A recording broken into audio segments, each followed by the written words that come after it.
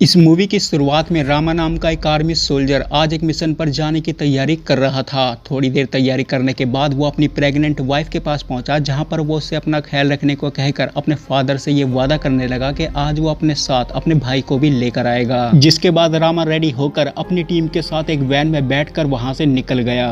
दरअसल रामा आज अपनी टीम के साथ एक तामा नाम के बहुत खतरनाक गैंगस्टर को पकड़ने जा रहा था, जिसके बारे में उसका कमांडर जाका अपनी टीम को ये बता रहा था कि तामा को पहले भी बहुत सारे पुलिस वाले पकड़ने के लिए उसकी बिल्डिंग में गए, लेकिन उनमें से जिंदा बचकर कोई भी वापस नहीं आया। तामा की बिल्डिंग में रहने वाले 90% लोग तामा की बात मानते थे एंड तामा ने अपनी बिल्डिंग के कोने कोने पर सीसीटीवी कैमरेस लगाए हुए थे, जिनको वो अपने कमरे से ऑपरेट करके बिल्डिंग के हर एक हिस्से पर नजर रखता था। फिलहाल तामा ने 5 लोगों को पकड़ा हुआ था जो उसको पकड़ने आए थे एंड तामा ने उन 5 में से 4 लोगों को बारी बारी शूट करके खत्म कर दिया। लेकिन 5वें आदमी की बारी आई तो उसकी गन खाली हो गई, लेकिन उसके बाद भी उसने पास से हथौड़ी ली, जिसकी मदद से उसने उस 5वें आदमी को भी मार दिया। फाइनली जाका अपनी टीम को लेकर तामा की बिल्डिंग के पास पहुंचा, जहां पर उसे वायु नाम का एक दूसरा आर्मी ऑफिसर मिला जिसने सिविल ड्रेस पहना हुआ था। इस आदमी ने तामा को पहले बहुत बार पकड़ने की कोशिश की, लेकिन हर बार ये नाकामयाब हो गया, जिसकी वजह से इसे तामा की बिल्डिंग के बारे में बहुत अच्छे से पता था एंड इसीलिए आज ये जाका और उसकी टीम की बिल्डिंग के अंदर जाने में मदद करने वाला है। जाका ने अपनी टीम के साथ सबसे पहले इस लड़के पर हमला किया, क्योंकि ये लड़का तामा की बिल्डिंग के बाहर बैठकर बिल्डिंग के अंदर जाने वालों पर नजर रख रहा था। उसी बीच उन लोगों को एक आदमी मिला जो अपनी बीमार वाइफ के लिए दवाई लेकर जा रहा था। जाका की टीम का एक मेंबर उस आदमी को मारने जा रहा था, तभी उसको बचाने के लिए रामा उसके पास पहुंच गया। ये आदमी एक आम आदमी है जो रहता तो तामा की बिल्डिंग में है, लेकिन तामा के लिए काम नहीं करता एंड इसी वजह से रामा ने इसको बचाया है। फाइनली जाका अपनी टीम को लेकर तामा के बिल्डिंग के अंदर पहुंच गया, जहां पर वो लोग बिल्डिंग के एक फ्लोर से तामा के एक आदमी को पकड़ने लगे। उन्होंने सबसे पहले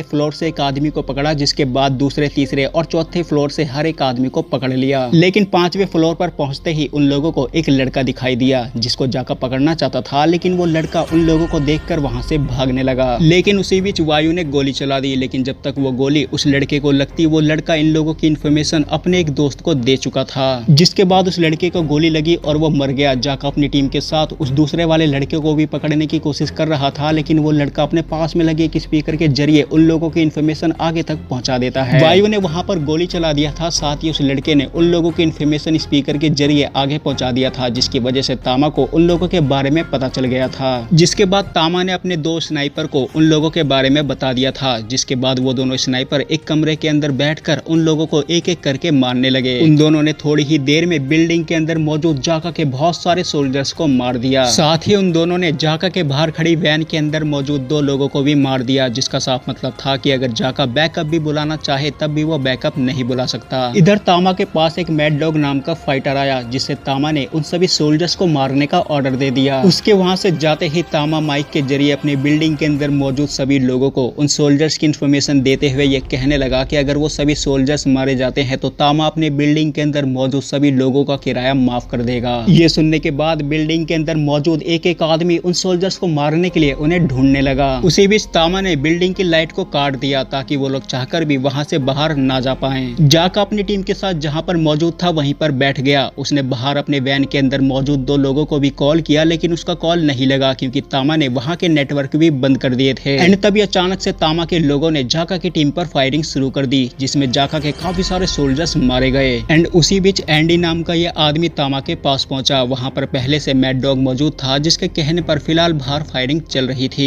एंडी को यह फिक्र हो रही थी कि अगर सोल्जर्स ने बैकअप टीम को बुलवा लिया तब उन लोगों का क्या होगा, लेकिन मैड डॉग ने उसको समझाते हुए उससे ये कहा कि सब उसके कंट्रोल में है, ऐसा कुछ भी नहीं होगा। उसी दौरान तामा उससे ये कहने लगा कि आज वो इन सारी फसाद की जड़ को हमेशा हमेशा के लिए उखाड़ने वाला है। उसने टीवी में वायु को दिखाते हुए ये बोला कि आज ये सभी सोल्जर्स यहाँ पर सिर्फ इसकी वजह से आए हैं, आज मैं इन सभी सोल्जर्स के साथ इसे भी निपटाने वाला हूँ। इधर वो सभी सोल्जर्स अपनी जान बचाते हुए एक कमरे में पहुंच गए, जहाँ पर जाते ही सबसे पहले उन लोगों ने उस कमरे का मेन गेट बंद कर दिया, लेकिन वो रूम भी उनके लिए सेफ नहीं था, जिसकी वजह से उन लोगों ने उस कमरे के अंदर लकड़ी के बने फर्श को तोड़ा और वहां से नीचे वाले रूम में चले गए। उस रूम के अंदर जाते ही तामा के लोगों ने उन पर हमला कर दिया। उसी दौरान एक सोल्जर को गोली लग गई एंड वो घायल हो गया। फिर रामा ने उसको बचाते हुए उसको उठाया और अपने साथ में साइड में ले गया, लेकिन रामा और वो सोल्जर वहां पर सेफ नहीं थे, जिसकी वजह से रामा ने एक प्लान बनाया। उसने पास में रखे एक गैस सिलेंडर को उठाकर फ्रिज में बंद कर दिया एंड उस फ्रिज को वो उस जगह पर ले गया जहाँ से वो लोग गोली चला रहे थे। गोली लगते ही वो सिलेंडर ब्लास्ट हो गया, जिसकी वजह से गोली चला रहे काफी सारे लोग मर गए एंड साथ में तामा का लगाया हुआ सीसीटीवी कैमरा भी खराब हो गया।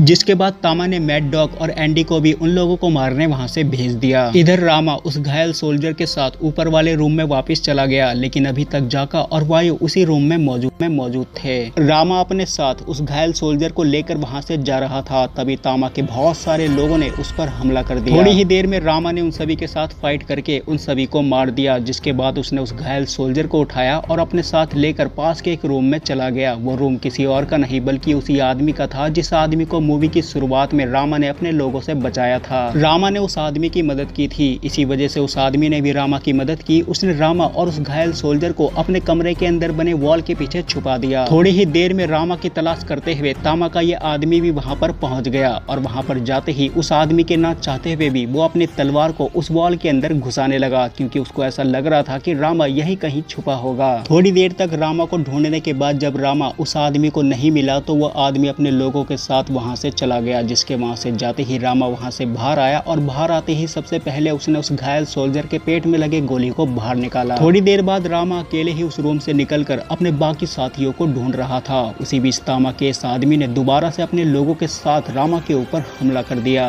रामा अकेले ही उन सभी लोगों से फाइट करके उन सभी लोगों को संभाल रहा था, लेकिन जब उसने देखा कि वहां पर और भी बहुत सारे लोग आ रहे हैं तो रामा ने अपनी जान बचाने के लिए वहां से भागना शुरू कर दिया। रामा अपनी जान बचाते हुए ज्यादा दूर तक नहीं भाग पाया एंड फाइनली इस आदमी ने रामा को घेर लिया, जिसके बाद रामा के पास सिर्फ एक रास्ता था कि मरो या फिर मारो। फाइट के दौरान रामा उस आदमी को लेकर वहां से नीचे कूद गया, जिसकी वजह से वो आदमी तो मर गया, लेकिन रामा भी थोड़ा बहुत घायल हो गया था एंड रामा खुद को बचाते हुए सेफ जगह की तलाश कर रहा था। उसी बीच उसे एंडी मिला जो उसे अपने साथ एक दूसरे रूम में ले गया। इधर जाका को ये शक हो रहा था कि उन सभी को फंसवाने में वायु का हाथ है, क्योंकि वायु ने ही सबसे पहले उस लड़के पर गोली चलाई थी एंड यहाँ पर वायु ने ये कबूल किया कि उसे किसी ने आर्मी सोल्जर्स को यहाँ पर बुलाने का ऑर्डर दिया था, लेकिन वो आदमी कौन है ये उसका नाम नहीं बता सकता। इतना सुनते ही जाका को गुस्सा आ गया, जिसके बाद उसने वायु से ये वादा किया कि वो यहाँ से बाहर निकलते ही सबसे पहले उसको सजा दिलाएगा। इतना कहकर जाका वहाँ से बाहर जा रहा था, तभी उसे बाहर मैड डॉग मिल गया, जिसने उसके ऊपर हमला कर दिया। फाइट के दौरान मैड डॉग जाका को लेकर अपने साथ एक रूम के अंदर चला गया, जहाँ पर उसने अपनी गन को फेंक दिया एंड उससे मर्दों की तरह फेस टू फेस फाइट करने लगा। लेकिन मैड डॉग एक ऐसा फाइटर था जो अपने सामने 10 लोगों को भी हैंडल कर सकता था एंड इसी वजह से जाका उसके सामने कमजोर पड़ गया एंड उसने जाका को वहां पर मार दिया, जिसके बाद वो वहां से चला गया। दूसरी तरफ रामा और एंडी के बातचीत से हमें ये पता चला कि एंडी रामा का सगा भाई है एंड रामा यहाँ पर एंडी को लेने ही आया है। रामा एंडी को यहाँ से अपने साथ चलने को कह रहा था, लेकिन एंडी ने उससे ये कहा कि वो उसके साथ नहीं चल सकता, वो यहीं पर रहेगा, क्योंकि उसने इस बिल्डिंग को ही अपनी दुनिया मान लिया है। दरअसल एंडी यहाँ पर तब आया था जब बचपन में उसके फादर ने मारा था और अपने घर से बाहर निकाल दिया था एंड उस दिन के बाद से वो इसी बिल्डिंग में रहने लगा एंड इस बिल्डिंग को ही अपना घर बना लिया। इसी वजह से वो रामा के साथ नहीं जाना चाहता था। इतना कहकर उसने रामा को जब तक बाहर का रास्ता साफ ना हो जाए तब तक यहीं रुकने को कहा। इतना कहकर वो वहां से बाहर जाने लगा। बाहर उसे मैड डॉग मिला, जिसने जाका को मार दिया था एंड उसकी बॉडी लेकर आ रहा था एंड उन दोनों के वहां से जाते ही रामा उस कमरे से निकलकर वायु के पास पहुंचा, जहां पर वायु अपनी जान बचाकर वहां से भागने को कह रहा था। लेकिन रामा उससे ये कहने लगा कि जब तक वो तामा को नहीं पकड़ लेता तब तक वो यहाँ से किसी को भी जाने नहीं देगा। इधर तामा एंडी को मार रहा था, क्योंकि उसने सीसीटीवी के माध्यम से उस टाइम की फुटेज देख ली थी जब एंडी रामा को बचाकर अपने साथ रूम में ले गया था। इधर रामा वायु के साथ एक ऐसे रूम में पहुंचा जहां पर तामा के बहुत सारे लोग ड्रग बनाने का काम कर रहे थे।